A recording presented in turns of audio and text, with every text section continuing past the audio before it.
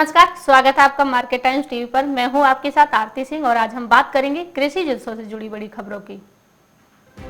पिछले कुछ दिनों से मौसम का मिजाज बदला है, लेकिन रुक रुक कर हो रही बारिश से आलू की खेती करने वाले किसानों को नुकसान उठाना पड़ सकता है। खास करके पछेती आलू की खेती पर मौसम का असर देखने को मिल सकता है। पाले के कारण पछेती किस्म के आलू पर पछेती झुलसा रोग लगना शुरू हो गया है, जिससे आलू की खेती की लागत में भी इजाफा हो रहा है। आलू की बड़े पैमाने पर खेती कर रहे किसानों का कहना है कि फरवरी में आलू का साइज बढ़ने का समय होता है, लेकिन जनवरी से लगातार पाला और शीतलहर के बाद रुक रुक हो रही बरसात काल बनकर आ गई है, जिसके कारण आलू का आकार नहीं बढ़ पा रहा है। इसका सीधा असर आलू के उत्पादन पर पड़ेगा।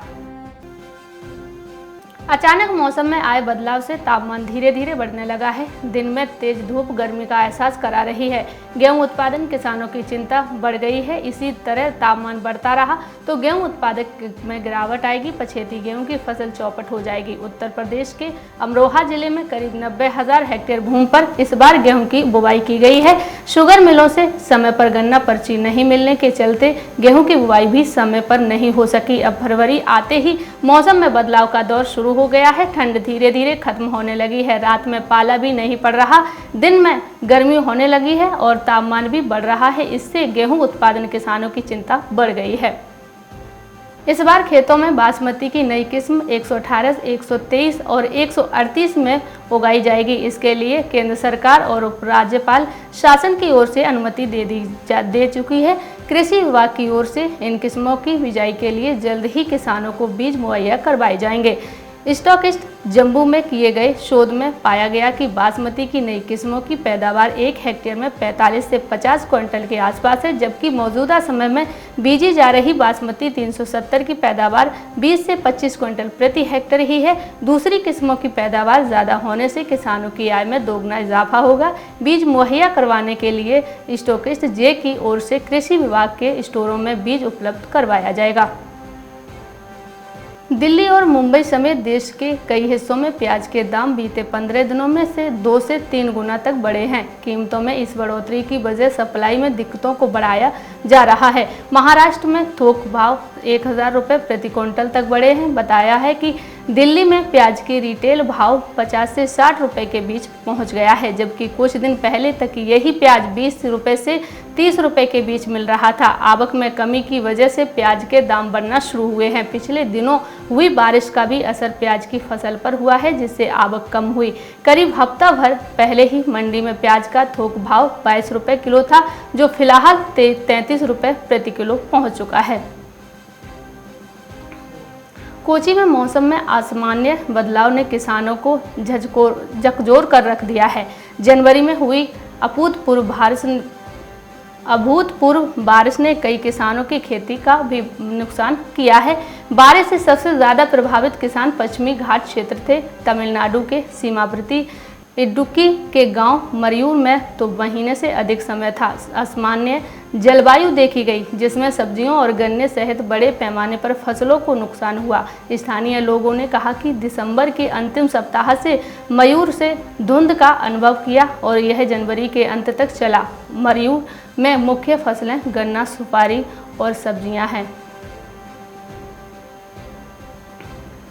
महाराष्ट्र में बड़ी तादाद में चीनी मिलों ने अपने पेराई सत्र का आगाज कर दिया है। चीनी आयुक्तालय द्वारा जारी आंकड़ों के मुताबिक 7 फरवरी 2021 तक 183 चीनी मिलों द्वारा गन्ना पेराई शुरू कर दी गई।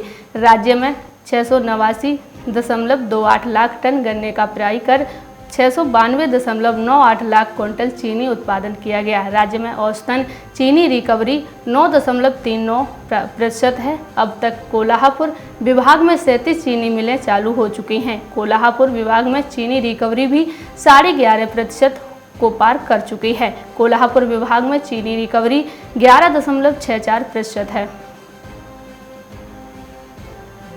सरकार ने पिछले साल के मुकाबले इस बार मूंगफली की 4 गुना अधिक खरीद की है। वहीं योगी सरकार ने किसानों से पहली बार मक्का खरीद शुरू की है। पहले साल 24,849 किसानों से 1,06,412 मीट्रिक टन मक्का खरीदकर 167.04 करोड़ रुपए का भुगतान किया। उत्तर प्रदेश में 16 जनवरी तक निर्धारित लक्ष्य के मुकाबले 6.41% अधिक मक्का की खरीद की गई है। खाद्य एवं आपूर्ति विभाग के आंकड़ों के मुताबिक पहले साल के लिए मक्का खरीद का लक्ष्य 1 लाख मीट्रिक टन तय किया गया था। उत्तर प्रदेश के अलग अलग जिलों से कुल 6,365 मीट्रिक टन मूंगफली की खरीद की है, जो कि पिछले साल के मुकाबले 4 गुना से भी ज़्यादा है। पिछले साल 1,546 मीट्रिक टन मूंगफली की खरीद की गई थी। खाद्य सामग्रियों पर महंगाई की मार पड़ने से आम आदमी की जेब और ढीली होती जा रही है। खाद्य तेल, रिफाइंड दाल और चाय के दाम आसमान छू रहे हैं। पिछले 2 माह में खाद्य तेल और रिफाइंड के दाम में 50 रुपये प्रति लीटर, चाय पत्ती के दाम में 100 रुपये प्रति लीटर किलोग्राम था। दालों के दामों में 10 रुपये प्रति किलोग्राम तक की बढ़ोतरी हो गई है। बढ़ती महंगाई से गरीब मजदूर और आम आदमी की जीवनचर्या प्रभावित हो रही है। पिछले 2 माह से महंगाई ने आम आदमी की कमर को तोड़कर रख दिया है। दलहन और तिलहन के दाम आसमान छू रहे हैं। आगरा शहर में अरहर दाल के दामों में पिछले 1 सप्ताह में बेतहाशा तेजी आई है। थोक बाजार में दाल के दामों में 8 से 10 रुपये प्रति किलो तक की बढ़ोतरी हो गई है। इससे फुटकर बाजार में 1 किलो दाल के दाम 100 रुपये का आंकड़ा पार कर गए हैं। दाम बढ़ने का कारण अरहर फसल और आवक कम होना बताया जा रहा है। इसके चलते जमाखोरी भी शुरू हो गई है। पिछले काफी दिनों से अरहर के दाम थोक बाजार में 9,000 रुपये प्रति क्विंटल चल रहे थे। पिछले 1 सप्ताह में दाल के दाम बढ़कर 9,800 से 10,000 रुपये प्रति क्विंटल हो गए हैं। फुटकर बाजार में दाल की कीमत 100 रुपये का आंकड़ा पार कर गई है। मौसम दलहन उत्पादन के अनुकूल नहीं होने से 2020-21 के दौरान तुअर का उत्पादन घटने का अनुमान है। इसका असर कीमतों पर दिखने लगा है। छत्तीसगढ़ में समर्थन मूल्य पर धान बेचने वाले किसानों की तरह दलहन और तिलहन की खेती करने वाले किसानों को भी छत्तीसगढ़ सरकार राजीव गांधी किसान न्याय योजना के तहत लाभ देगी। इसके लिए किसानों को समितियों में अपना रजिस्ट्रेशन कराना पड़ेगा। दलहन और तिलहन की फसलों को लगाने वाले किसान अभी तक बाजार के भरोसे ही रहते थे। यदि उपयोग से अधिक दलहन और तिलहन का उत्पादन हुआ तो खुले बाजार में अपनी उपज को कम कीमत पर बेचना किसानों की मजबूरी होती थी। लेकिन इस साल से पहली बार छत्तीसगढ़ सरकार ने इन फसलों को भी समर्थन मूल्य पर लेना घोषणा की है। अभी के लिए सिर्फ इतना ही, और अधिक जानकारी के लिए बने रहिए हमारे साथ मार्केट टाइम्स टीवी पर। मार्केट टाइम्स टीवी पर चल रहा है बूझो तो जाने क्विज कॉन्टेस्ट। अब आपके पास मौका है हर रोज इनाम जीतने का। जी हाँ, मिक्सी, ग्राइंडर, मोबाइल फोन और ना जाने क्या क्या। अगर आप मार्केट टाइम्स टीवी के सब्सक्राइबर हैं तो हर रोज आप जीत सकते हैं मार्केट टाइम्स टीवी पर आकर्षक इनाम।